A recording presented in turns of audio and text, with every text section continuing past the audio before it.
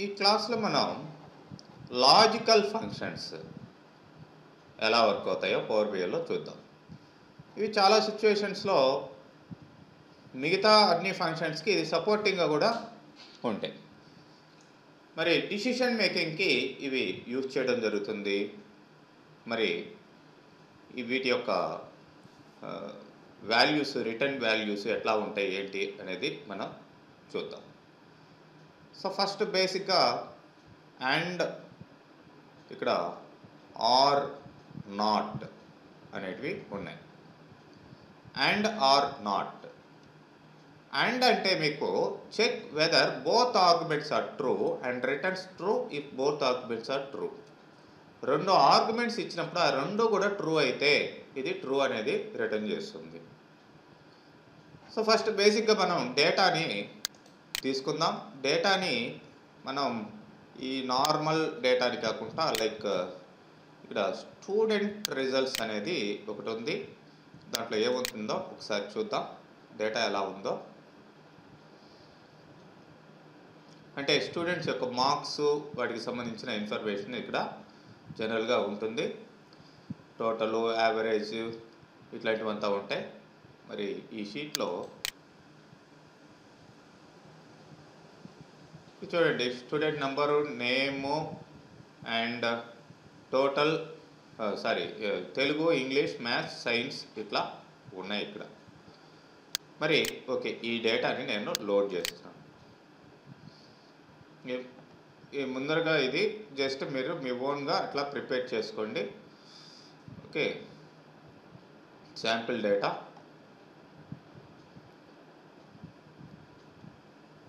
Just ఒక 3 subjects, student number సరిపోతుంది. So ఇక్కడ దీనికి మనకి కావాల్సిన టోటల్స్, యావరేజెస్ ఎటు మనం క్యాల్కులేట్ చేసుకోవచ్చు.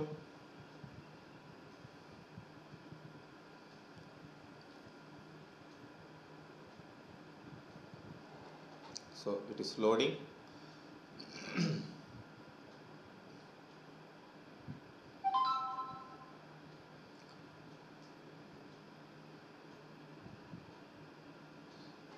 ఓకే, దీనికి మనం నేమ్ కూడా కావాల్సింటే చేంజ్ చేసుకుందాం. ఇక్కడ రీనేమ్ ఇట్ టు స్టూడెంట్.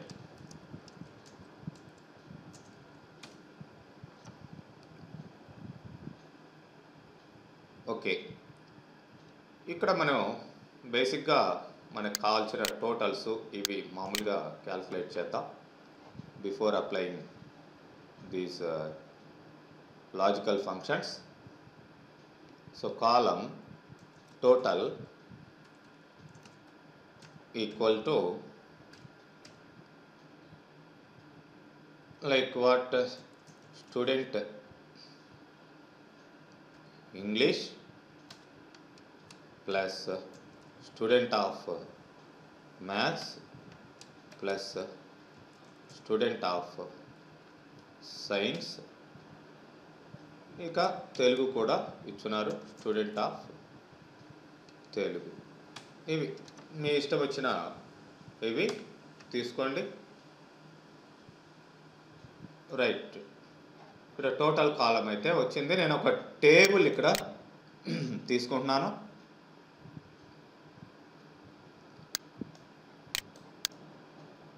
టేబుల్లో ఈ ఫీల్డ్స్ యాడ్ చేద్దాం. Like student number and then student name ఇచ్చాను, నెంబర్ అక్కర్లేదు అనుకుంటున్నాను. So English, Telugu, maths, science ఇవన్నీ ఇస్తాను. లాస్ట్లో టోటల్ ఇస్తాను. సో వాటి కరస్పాండింగ్ టోటల్స్ ఇక్కడ వచ్చేసాయి. మరి ఇక్కడ ఆఫ్కోర్స్ వీటికి సమ్ అవసరం లేదనుకుంటే డోంట్ సమ్మరైజ్ అని అన్నిటికీ పెట్టుకోవచ్చు. వీటికి సమ్మరైజ్ అవసరం లేదు కాబట్టి ప్రతిదానికి కూడా మనం don't summarize.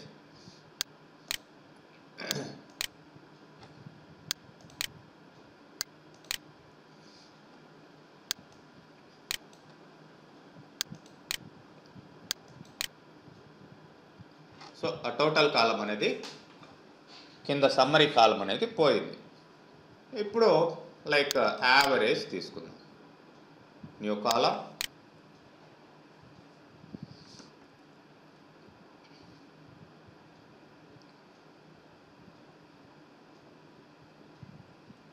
So AVG equal to ఏమిస్తాం, so student of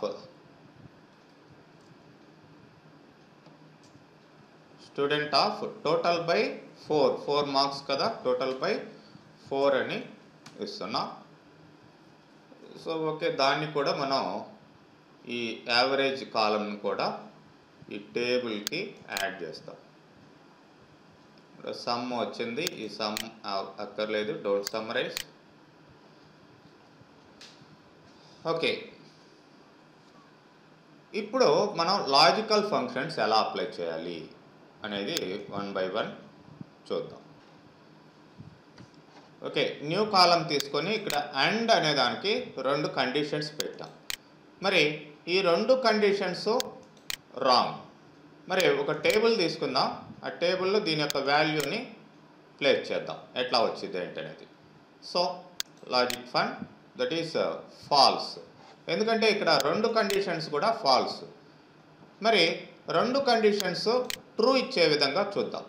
like 1 less than 3 and 5 greater than 3.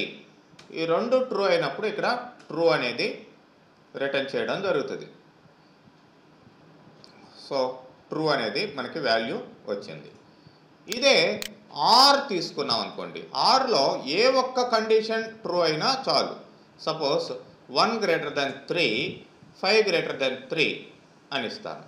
So దీంట్లో ఒకటి ట్రూ, రెండోది ఫాల్స్ అయినా కానీ ఇక్కడ మనకి ట్రూ అనేది రిటర్న్ చేస్తుంది.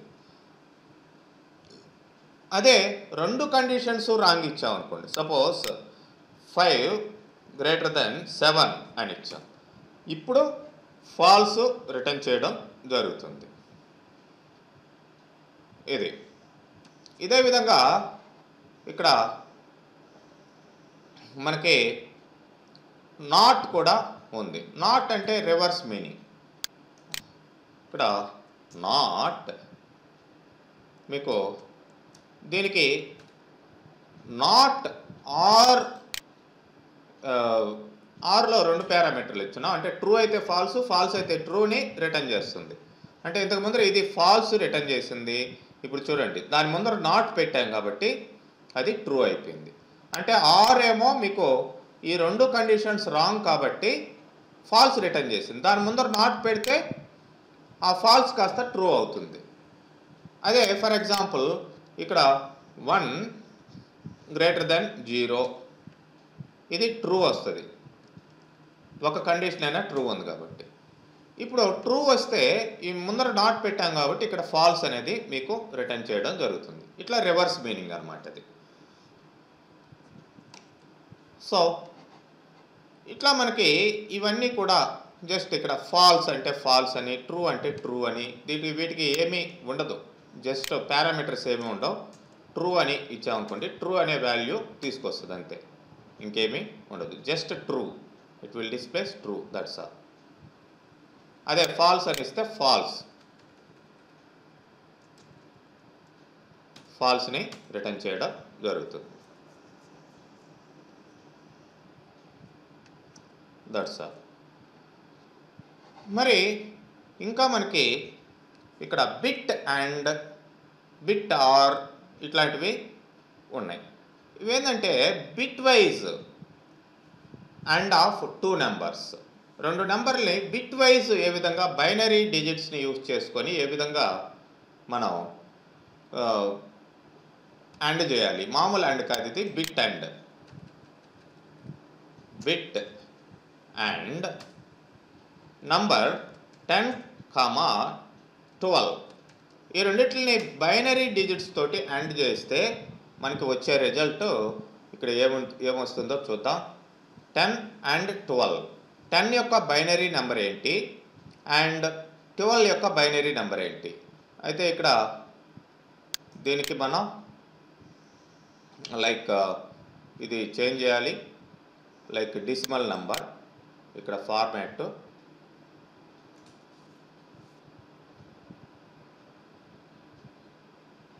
8 వస్తుంది చూడండి. అంటే 10ని 12ని బైనరీ డిజిట్స్తో కలిపితే మీకు 8 అనేది రావడం జరిగింది.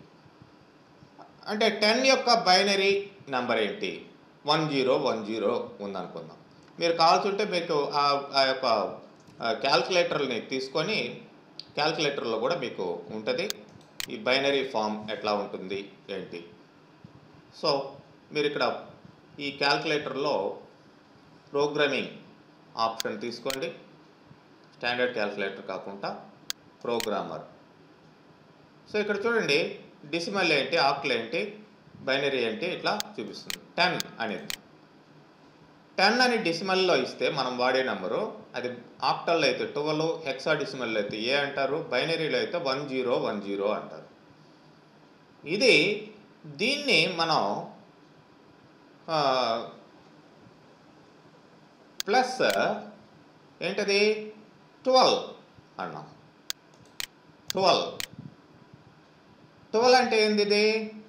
1100 అంటే 12 అని అర్థం. దీన్ని బైనరీ అండ్ చేసాం. అండ్ చేసినప్పుడు మనకి మామూలుగా అయితే 22 వచ్చింది డెసిమల్ నెంబర్ అయితే. అదే బైనరీ నెంబర్ అంటే ఎట్లా తీసుకుంటామంటే 10కి ఎంత 1010, 12కి ఎంత 1000 ఇట్లా వచ్చింది కదా. మరి మీకు ఆ కరస్పాండింగ్ బైనరీ నెంబర్స్ని అండ్ చేసి 0000100 ఇట్లా తీసుకొస్తుంది అనమాట. ఫైనల్గా దాన్ని చూసినట్లయితే మీరు చూడండి 8 యొక్క నంబర్ 1000 ఇట్లా ఉండిద్ది. అదే 12 యొక్క 12 యొక్క నంబర్ 1100. ఇలాగా మీకు ఈ బైనరీ నెంబర్స్ వాటి కరస్పాండింగ్ బైనరీ నెంబర్స్ని అండ్ చేసి ఫైనల్గా దాని యొక్క కరస్పాండింగ్ డెసిమల్ నెంబర్ ఏంటి అనేది తీసుకొస్తుంది. ఇట్లానే బిట్ వైజ్ షిఫ్ట్ ఇవన్నీ కూడా బైనరీ డేటాని bits left side shift, right side shift, bits LS RS. So LSRS అంటే మీకు బిట్స్ లెఫ్ట్ షిఫ్ట్. నంబర్ ఇచ్చాం, ఫర్ ఎగ్జాంపుల్ నంబర్ ఇది 12 అండి. షిఫ్ట్ ఎన్ని డిజిట్స్కి లెఫ్ట్ సైడ్ షిఫ్ట్ చేయాలి? 2 డిజిట్స్కి అన్నాం. సో 2 డిజిట్స్కి దాన్ని లెఫ్ట్ సైడ్ షిఫ్ట్ చేస్తే ఫైనల్గా ఆ బిట్లు షిఫ్ట్ చేస్తే మీకు ఏ నెంబర్ వచ్చిందంటే 48 వచ్చింది నెంబర్. 12 అనే నెంబర్ యొక్క బైనరీ డిజిట్స్ని లెఫ్ట్ సైడ్కి 2 డిజిట్స్ షిఫ్ట్ చేస్తే మీకు వచ్చేది 48. అదే right side shift R shift చూసినట్లయితే రైట్ సైడ్కి 2 బిట్లని ఇట్లా మారిస్తే ఫైనల్గా అంటే 2 పొజిషన్స్ మార్చినట్లయితే ఫైనల్గా ఏమొస్తుందో చూడవచ్చు. 3 వచ్చింది. ఇలాగనమాట. ఇలా ఈ బైనరీ ఫామ్లో మీరు మార్చుకోవచ్చు.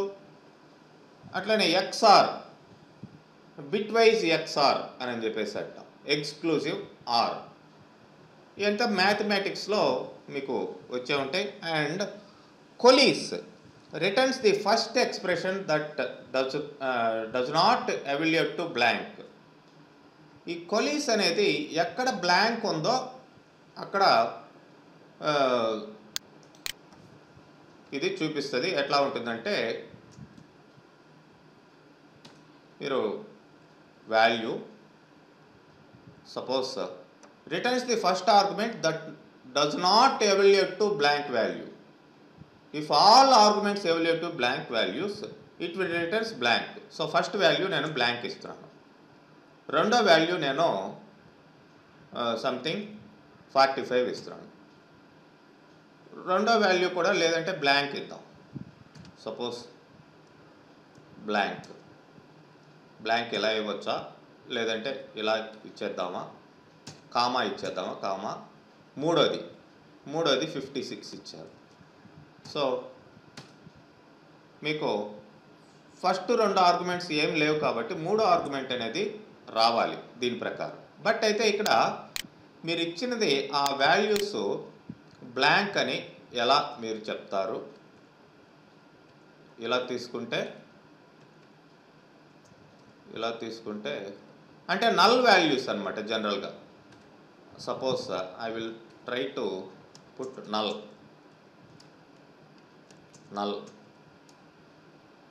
బ్లాంక్ అనకూడదు, యాక్చువల్గా నల్ అని చెప్పేసి అనాలి. So ultimately it has to return 56 అనే వాల్యూ ఇది రిటర్న్ చేయాలి. ఫస్ట్ రెండు బ్లాంక్ వాల్యూస్ కాబట్టి దాని తర్వాత వచ్చే వాల్యూ ఇది రావాలి. కానీ ఇక్కడ మనకేంటి, ఇక్కడ డేటాలో ఏదైనా ఉంటే దాన్ని తీసుకుందాం. సపోజ్ ఇక్కడ తెలుగులో, ఇక్కడ ఇంగ్లీష్లో వీడికి, తెలుగులో వీడికి ఇక్కడ బ్లాంక్ ఉంది. సో నేనేం చేస్తానంటే coalesce of like student of English comma 56 అని ఇచ్చాను. చూడండి ఇక్కడ ఇంగ్లీషు ఏముంది, వీడికి బ్లాంక్ ఉంది, నేను 56 అని ఇస్తున్నాను.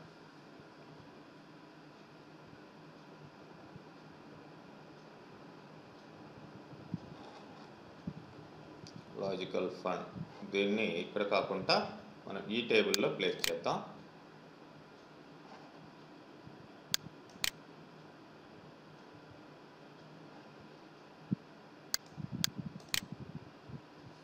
Forty five as it is వచ్చింది. 47 అండ్ అఫ్ కోర్స్ దీని డేటా టైప్ మార్చుకోండి. ఇక్కడ ఉండే వాల్యూస్ యాజ్ ఇట్ ఈజ్ వచ్చాయి. ఎక్కడైతే బ్లాంక్ ఉందో, ఇక్కడ వంశీ దగ్గర ఇక్కడ ఇంగ్లీషు బ్లాంక్ ఉంది, దానికి ఏమొచ్చింది 56 వచ్చింది. 56 ఎక్కడ నుంచి వచ్చింది, మనం ఇచ్చింది అనమాట అది. అదే ఫర్ ఎగ్జాంపుల్ ఇక్కడ తెలుగులో ఇక్కడ బ్లాంక్ ఉంది. సో ఈ బ్లాంక్ని ఫిలప్ చేయాలంటే మనం ఇక్కడ ఏమి ఇవ్వాలి, లైక్ తెలుగు అని ఇచ్చేసి తెలుగులో వాడికి లైక్ ఇక్కడ నేను తెలుగు ఇస్తున్నాను, తెలుగులో 90 మార్క్స్ ఇస్తాను. ఎక్కడైతే బ్లాంక్ ఉందో అక్కడ 90 మార్క్స్ వస్తాయి. చూడండి ఇక్కడ దీని ఎదురుగా ఏమొచ్చింది, 90 వచ్చింది బ్లాంక్ ఉండే ప్లేస్లో. అంటే it will searches for the blank values. If it is blank then it will replaces with the given value. అట్లా అనమాట. ఎక్కడైతే బ్లాంక్స్ ఉన్నాయో అక్కడ మనం వేరే వాల్యూస్ తోటి ఫిల్ చేయొచ్చు అనేది ఇక్కడ మీనింగ్ అనమాట. ఓకే, సో నెక్స్ట్ మెయిన్గా ఇక్కడ ఇఫ్ అనేది యూస్ఫుల్ ఫంక్షన్. ఇఫ్ కానీ స్విచ్ కానీ ఇవి చాలా యూస్ఫుల్గా ఉంటాయి. అవి ఎలా వర్క్ అవుతాయో మనం చూద్దాం. మరి నేను ఈ లాజికల్ ఫంక్షన్ని మార్చేస్తున్నాను. సో దట్ ఈస్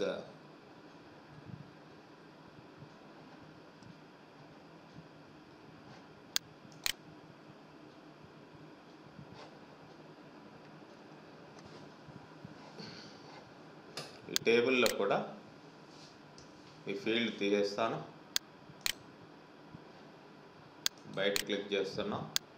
అండ్ ఇప్పుడు మనకి పాసా ఫెయిలా అనేది కావాలండి. So the function is pass or fail.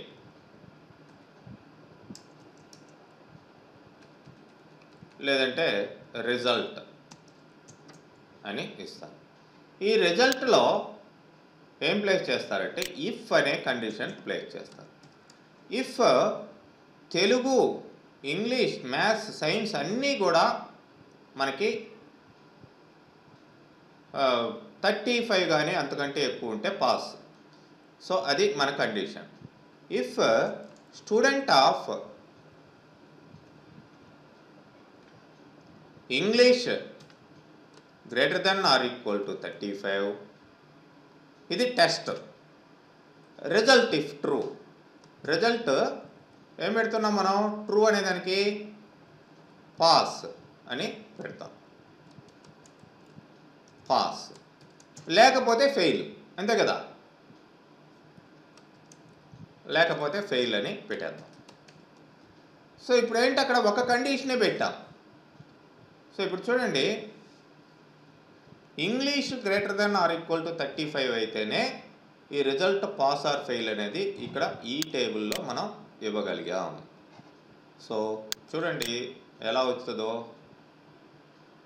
ఏంటిది రిజల్ట్, సమ్ ఆఫ్ రిజల్ట్, దీనికి సమ్ ఏముంటుంది, once again, and the data type is text.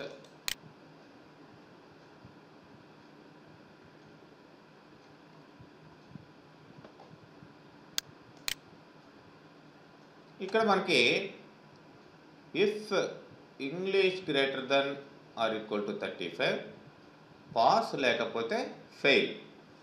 కరెక్టే.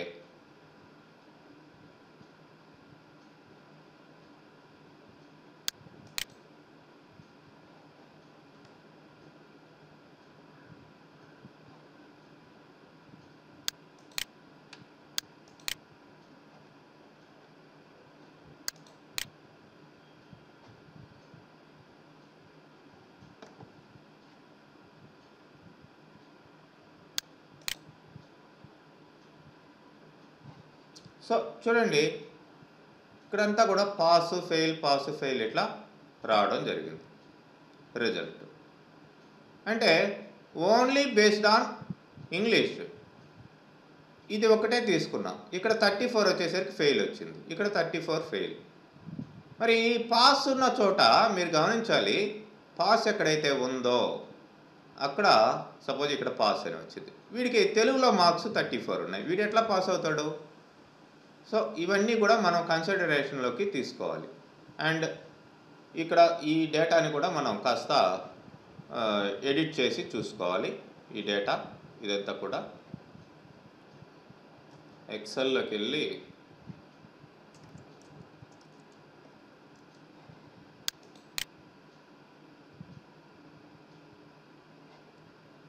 అంటే అక్కడ ఈ బ్లాంక్స్ లేకుండా చూద్దాం.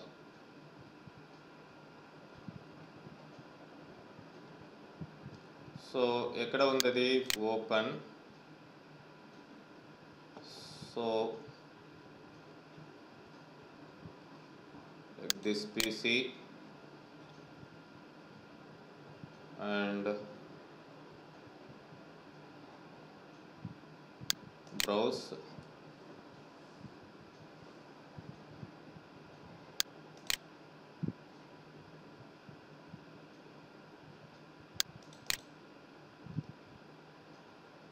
Power BI,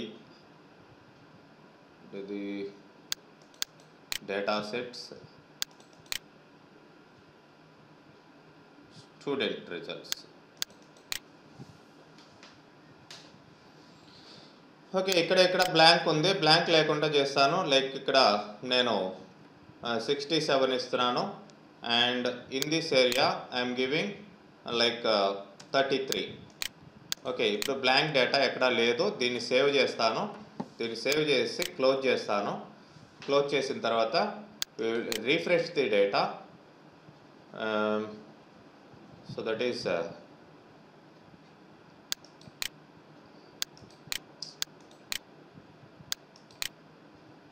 so refresh data.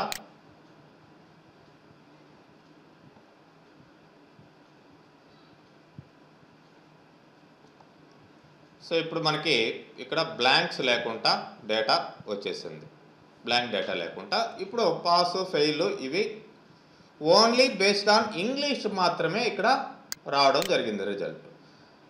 మరి ఇప్పుడు ఒక కండిషన్ పెట్టాం, ఇది ట్రూ అయితే ఇది ఫాల్స్ అయితే ఫెయిల్ అన్నాం. అట్లా కాకుండా మిగతా సబ్జెక్ట్స్ని కూడా ఇది కన్సిడరేషన్లోకి తీసుకోవాలి.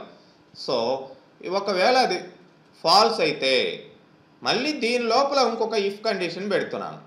ఆ ఇఫ్ కండిషన్లో ఏం పెడతాను, if student of English check చేసాం కదా, maths greater than or equal to 35 అయితే ఇక్కడ కూడా వీడు పాస్. అలా కాకుండా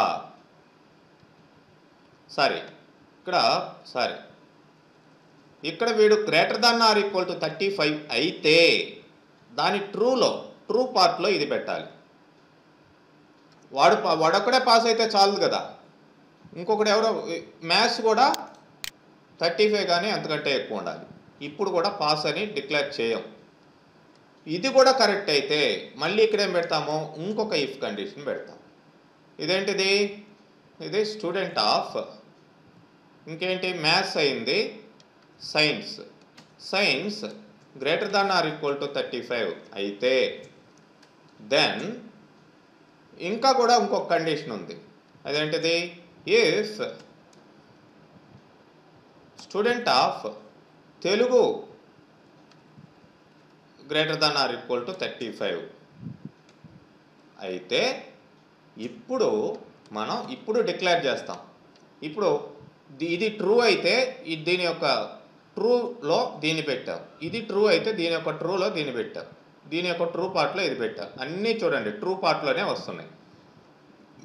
సో ఇప్పుడు మనం పాస్ అని ఇక్కడ డిక్లేర్ చేస్తాం, కామా లేకపోతే ఫెయిల్.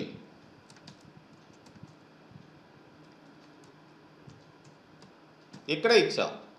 సో ఇప్పుడు ఈ బ్రాకెట్, ఈ ఇఫ్ యొక్క బ్రాకెట్ ఇక్కడ క్లోజ్ చేస్తున్నాం, ఎందుకంటే ఈ ఇఫ్కి సంబంధించిన రెండు వచ్చేసాయి.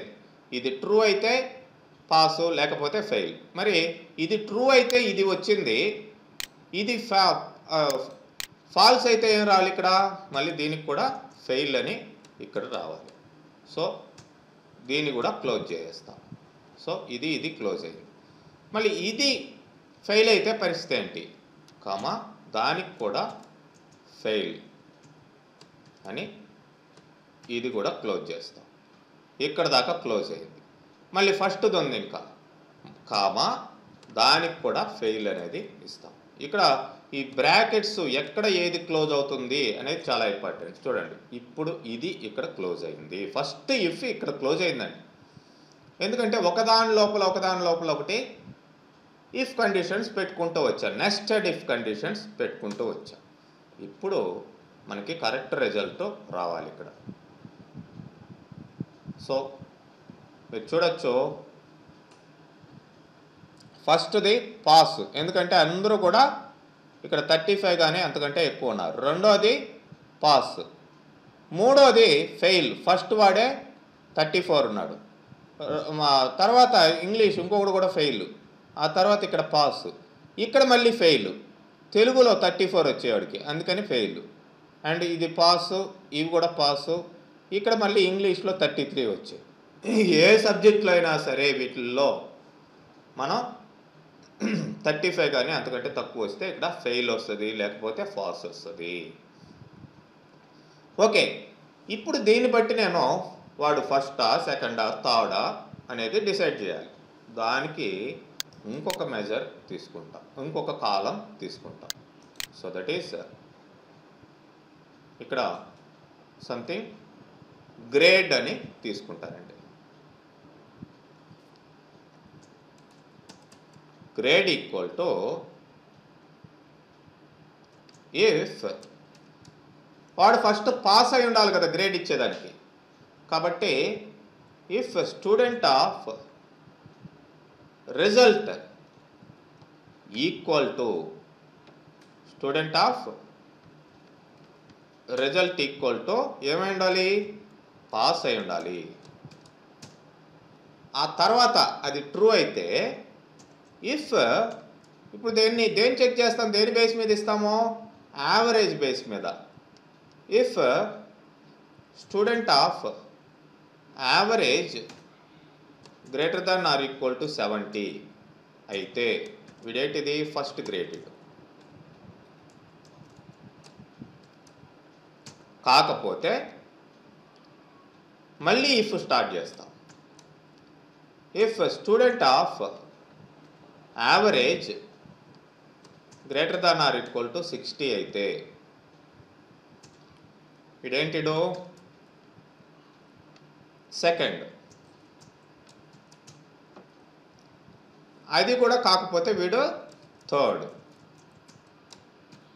ఓకే, దీన్ని క్లోజ్ చేసాం, ఈ ఫస్ట్ని కూడా క్లోజ్ చేస్తాం. ఆ తర్వాత మనకేంటి, ఫస్ట్ క్లోజ్ అయింది. వీడు పాసే కాకపోతే అక్కడ ఇప్పుడు ఏం చేస్తాము, రీఅపియర్ లేదంటే నో గ్రేడ్ అని ఇస్తాం. ఇప్పుడు ఫస్ట్ది క్లోజ్ అయింది, చూడండి హైలైట్ ఇక్కడ అవుతుంది క్లోజ్ చేసాం.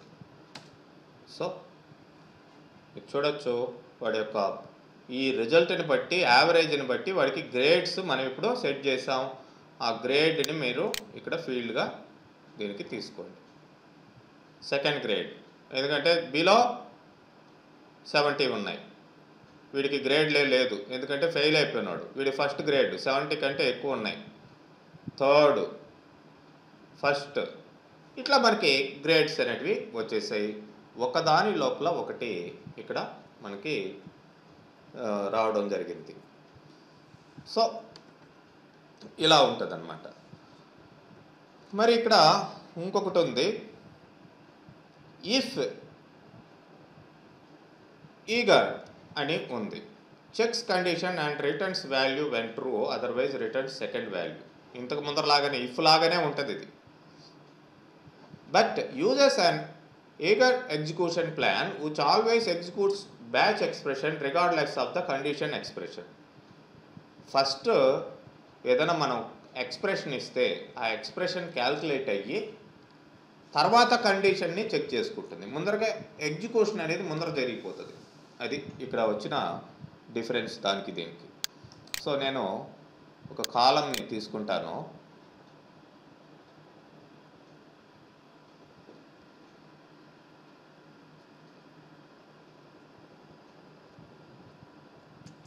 ఇఫ్ ఈఏజీ అని తీసుకుంటాను. సో ఇఫ్ లాజికల్ టెస్ట్, ఇది మామూలుగా like student of average greater than 80 ఇట్లా ఇచ్చామనుకోండి. యావరేజ్ గ్రేటర్ దెన్ 8 ట్రూ అయితే నేనేం చేస్తాను, student of average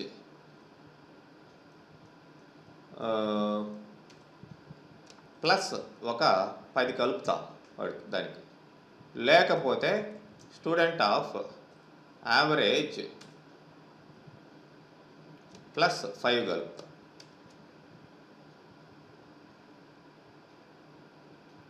that's it. 80 కంటే ఎక్కువ ఉంటే ఆ యావరేజ్కి 10 కలుపుతున్నాం జస్ట్ ఫర్ ఎగ్జాంపుల్, లేకపోతే 5 కలుపుతున్నాం. సో ఇప్పుడు చూద్దాం దీని రిజల్ట్.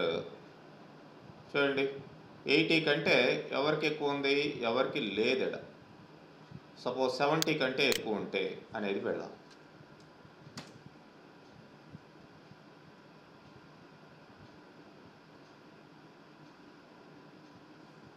సో 70 కంటే ఎక్కువ యావరేజ్ ఇక్కడ ఒక చోట,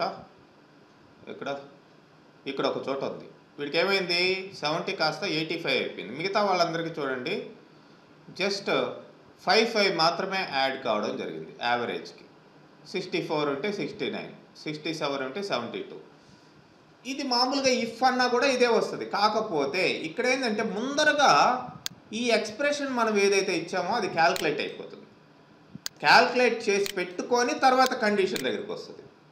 అదనమాట. ఇఫ్కి ఇఫ్ ఏగర్కి తేడా ఏంటంటే ముందర క్యాల్కులేట్ చేసుకుంటుంది, తర్వాత కండిషన్ని చెక్ చేసుకుంటుంది. అది ఇక్కడ మెయిన్ థింగ్. సో నెక్స్ట్ మనకి ఇక్కడ స్విచ్ అనేది ఉందండి. Evaluates an expression against a list of values and returns one of the multiple possible result expressions. ఇక్కడ స్విచ్ కూడా సిమిలర్గా మనకి ఇఫ్ లాగానే ఉంటుంది కానీ బట్ సమ్వాట్ డిఫరెంట్. లైక్ ఇక్కడ switch equal to switch off expression value result. ఇట్లా ఉన్నది. ఎక్స్ప్రెషన్ ఏంటంటే నేను లైక్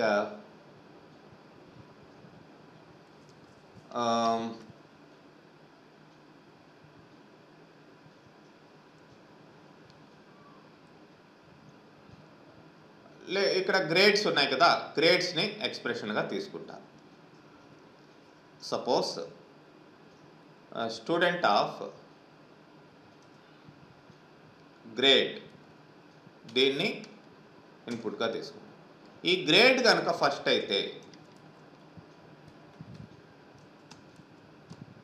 అయితే నాకు రిజల్ట్ రావాల్సింది ఏంటంటే సంథింగ్ గ్రేడ్ని ఎలా చూపించాలి, A+ అని చూపించాలి అని అనుకుందాం. కామా లేకపోతే వాల్యూ సెకండ్ అయితే మనకి ఎలా చూపించాలంటే రిజల్ట్ B+ అని చూపించాలి అనుకుందాం. లేకపోతే ఇది థర్డ్ అయితే, ఇట్లా మీరు దేన్నైనా సరే మీరు శాంపుల్ చూపిస్తున్నాం అంటే ఇక్కడ ఉండే గ్రేడ్ యొక్క వాల్యూ ఫస్ట్ అయితే ఇది, సెకండ్ అయితే ఇది, థర్డ్ అయితే ఏంటి C+ అని పెడుతున్నాను. ఏది కాకపోతే వాటిల్లో అంటే గ్రేడ్ వెయిట్ తోటి మ్యాచ్ కాలేదు అంటే నో గ్రేడ్ ఉంటుంది. సో ఇక్కడ కూడా నో ర్యాంక్ అనే సంథింగ్ ఏదో ఒకటి మన ఇష్టం వచ్చిన మెసేజ్ పెడుతున్నాను. ఇప్పుడు క్లోజ్ చేశాను. సో ఇప్పుడు చూడండి, ఇది దీనికా అని చెక్ చేస్తుంది. వాటి ఏది మ్యాచ్ అయితే దాని కింద ఉన్న కరస్పాండింగ్ వాల్యూస్ మనకి రావాలి. So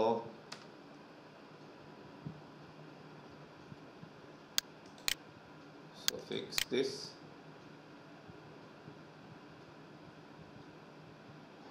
and again add this switch. చూడండి అంటే B+ వీడికి ఒక్కడికి మాత్రమే ఫస్ట్ ఉంది కాబట్టి A+ అని రావడం జరిగింది, లేదంటే నో ర్యాంక్ అని వచ్చింది. ఈ విధంగా ఈ లాజికల్ ఫంక్షన్స్ని మనం మల్టిపుల్ వేస్లో యూజ్ చేసుకోవచ్చండి.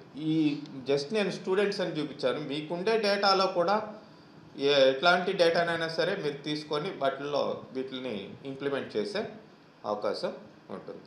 సో నెక్స్ట్ క్లాస్లో మనం ఫిల్టర్ ఫంక్షన్స్ అనేటివి చూద్దామండి.